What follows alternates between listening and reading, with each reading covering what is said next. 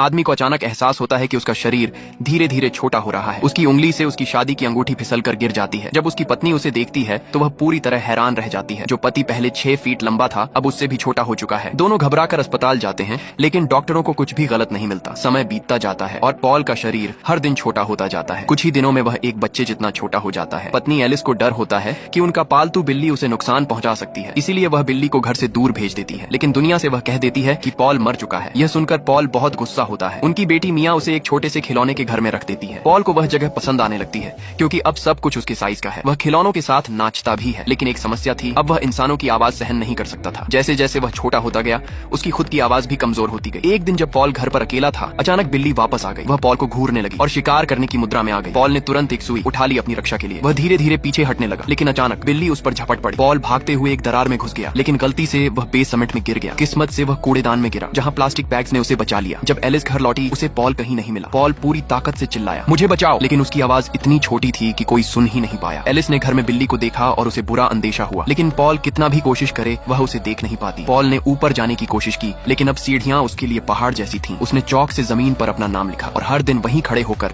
मदद मांगने लगा। 1 महीने बाद वह सिर्फ उंगली जितना छोटा रह गया। तभी एक मकड़ी ने उसे शिकार समझ लिया। पॉल ने सुई से लड़ाई की और किसी तरह मकड़ी को मार दिया, लेकिन घर में और भी मकड़ियां थीं और पॉल लगातार छोटा होता जा रहा था। अब उसका शिकार बनना तय था। आखिरकार एलिस मान लेती है कि पॉल गायब हो चुका है और अपनी बेटी के साथ घर छोड़ देती है। मियां हर रात चुपचाप बैठकर अपने पापा को याद करती है। अब पॉल इतना छोटा हो चुका था कि जाली के छेद से बाहर निकल सकता था। वह एक चींटी जितना छोटा हो गया था।